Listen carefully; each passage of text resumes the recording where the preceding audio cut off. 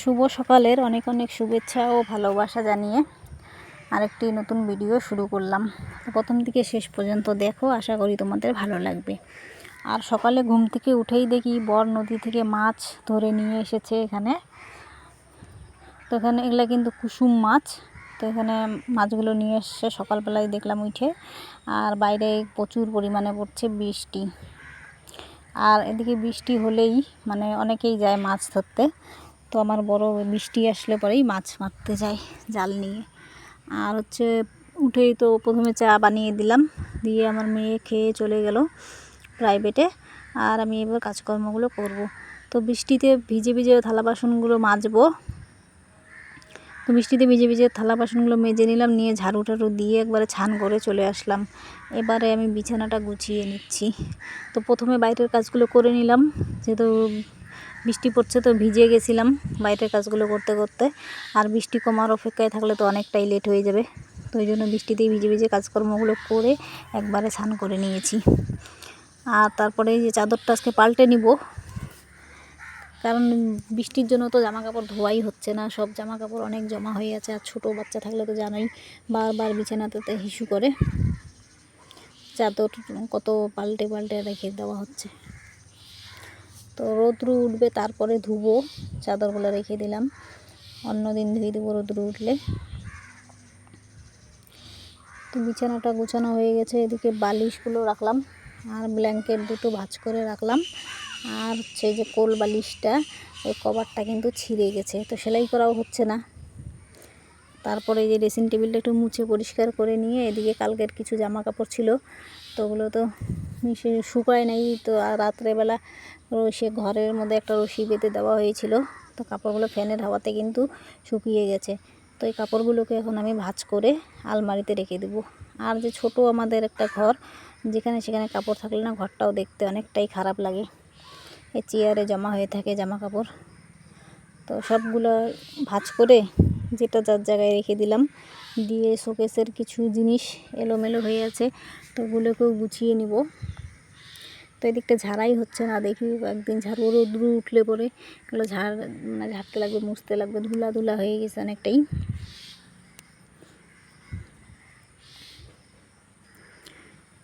তারপরে এদিকে ঘরটাও ঝাড়ু দিয়ে নিচ্ছি একবার সকালবেলা ঝাড়ু দিয়েছিলাম আমার মেয়ে প্রাইভেটে যাওয়ার আগে। সকালে ঝাড়ু দিয়ে চা বানিয়েছিলাম। তো এখন বিছানাটা যেহেতু গুছালাম, বিছানাটা তোলার পরে কিন্তু ঘরটা আবার নোংরা হয়ে যায়। তো আমি প্রত্যেক দিন তাই করি, একবার সকালবেলা ঝাড়ু দিয়ে নিই, তারপরে আবার বিছানাটা তোলার পরে দিই।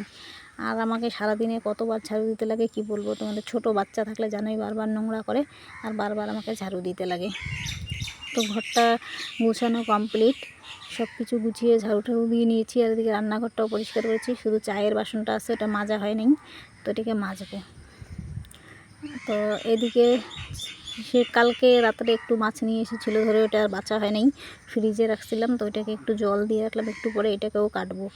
তাও রেশনের চাল এগুলো, তো এগুলোকে বাছবো এখন। তাহলে অনেক সাদা চালগুলো থাকে, চালগুলোকে বাছতে বসছি। এদিকে আমার ছেলেও চলে এসেছে, ও গেছিলো দাদার সাথে খেলতে, আমার বড় জায়ের ছেলের সাথে। তো খেলে ওকে এখনই দিয়ে গেল। তো সেই প্রথমে চালগুলো মুঠি মুঠি করে নিচ্ছিল আর ফালাচ্ছিল, আমার চাল বাছতেই দিচ্ছে না। তারপরে আমার কোলে এসে উঠে পড়লো। তারপরে এদিকে বসিয়ে দিলাম ভাত। আর ভাত বসিয়ে দিয়ে আমি গেছিলাম মাছ কাটতে। তো মাছ তো এসে দেখি ভাতটা এখনও হয়নি, কারণ উনুনের জালটা ভালো মতো জ্বলতেই চায় না। আর উনুন ড্যাম হয়ে আছে, বৃষ্টি পড়ছে যেহেতু বাইরে, লাকড়িগুলোও ড্যাম। তো এদিকে মাছগুলো কেটে আমি লবণ হলুদ মেখে রেখেছি। আর এদিকে কড়াই বসিয়ে দিয়েছি। তো মাছগুলো এখন আমার বর ভাজা করবে, আজকে ও রান্না করবে। ওকে ভালো লাগে রান্না করতে, তো বললো আজকে রান্না করবে। তবে এখানে মশলা টশলা সব বেটে দিয়েছি, এই ডাঁটা আর আলু এগুলো কেটে দিয়েছি, এগুলো দিয়ে মাছের তরকারি বানাবে। তো ভাতটা হয়ে গেছে, এখানে কিছু ভাজা মাছ রেখে দিয়েছে। আর এখানে যে তরকারিতে দেওয়ার জন্য মাছ ভাজা, আর তরকারিটা ডাঁটা আলুগুলো দিয়ে কষিয়ে জল দিয়েছে। তো ডাঁটা এগুলো সিদ্ধ হয়ে গেছে, তো মাছটা দিব এখনই। এগুলো কিন্তু ভালো মতো সিদ্ধ হয়ে গেছে। তো এবারে মাছটা দিয়ে ঢাকা দিয়ে দিব। আর নামানোর আগে দিব একটু শাল ধনিয়া পাতা। তরকারিটা খেতে কিন্তু বেশ ভালোই হয়েছিল।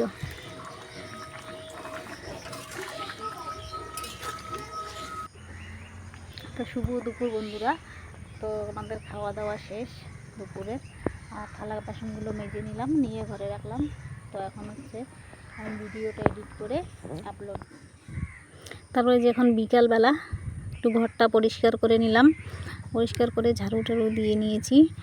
এবারে হচ্ছে আমি উঠানটা ঝাড়ু দিব। তো উঠোনটা অনেকটাই নোংরা হয়ে আছে, আর যেহেতু আমার মেয়ে খেলছিল, কাগজ টাগজ কেটে কি অবস্থা ঘরটার। তো ঘরটা ঝাড়ু দিয়ে, আর ডাস্টবিনটা বাইরে আছে, তো এটা তো রাখা সে ভিজে আছে বলে রাখা হয়নি। তো একবার বাইরে ফেলছিলাম নোংরাগুলা, তখন এদিকটা ঝাড়ু দিয়ে পরিষ্কার করে নিচ্ছি। আর বিকালবেলা তো ঝাড়ু দিতেই লাগে। আর এই সাইডটা দিচ্ছি, এই সাইডে অনেক বটের ফল পড়েছে। আর আমাদের এই উঠানটা যতবারও ঝাড়ু দাও না কেন, এই বটের ফলগুলো পড়ে উঠানটা পুরো ভর্তি হয়ে থাকে। মানে একটু পরেই মনে হবে কি ঝাড়ুই দেওয়া হয়নি, মানে অমন এই দিনে কতবার দেওয়া হয় ঝাড়ু, তাও নোংরা হয়ে যায় বারবার। তো এদিকে আমার মেয়ে আসছে, সে দেখো ক্যামেরার সামনে কী করছে। তারপরে যে আমি হাত পা ভালো করে ধুয়ে জামা কাপড়গুলো তুলে নিয়ে আসলাম, কারণ সন্ধ্যা লাগতে চললো। তো ওই জন্য জামা কাপড়গুলো তুলে নিয়ে আসলাম, কারণ বৃষ্টিও আসতে পারে। আর এগুলো কাপড় কিন্তু সব শুকায় নাই, আধা ভিজা আছে। তো এখানে আমি টিনের বেড়াগুলোতে দিয়ে দিচ্ছি, কারণ ফ্যান চললে পরে কিন্তু ফ্যানের হাওয়াতে শুকিয়ে যাবে অনেকটাই জামা কাপড়গুলো। তো ওই জন্য এগুলো বড় বড় জামা কাপড়গুলো টিনের বেড়াতে দিচ্ছি। আর যে ছোট ছোট আমার ছেলে মেয়ের প্যানজামাগুলো আছে, ওগুলো একটা তার বান্ধা আছে উপরে দেখতে পাচ্ছ, ওই তারটাতে দিয়ে দেবো। আর এই তারগুলোতে বড় কাপড়গুলো দিলে অনেকটাই ঝুলে থাকে, খুবই খারাপ লাগে দেখতে। তো ওই জন্য বড়োগুলো টিনের মধ্যেই দিলাম, আর ছোটোগুলো এসেতে। আর এখানে একটা ডিম সিদ্ধ করে নিয়েছি আমার ছেলেকে খাওয়াবো বলে। তো আমার মেয়ে বললো দাও আমি ছুলে দেবো ডিমটা, আরও কিন্তু খাওয়ার জন্য পুরো এসে করছে, আর খোসাও। তো এখন বাজে রাত 10টা, আমাদের খাওয়া দাওয়া কমপ্লিট, এখন আমরা ঘুমাবো। তো আজকের ভিডিওটা এই পর্যন্তই। কেমন লাগলো অবশ্যই জানাবে কমেন্ট করে, ভালো লাগলে লাইক করে দিবে, আমার চ্যানেলটাকে সাবস্ক্রাইব করে আমার পাশে থাকবে।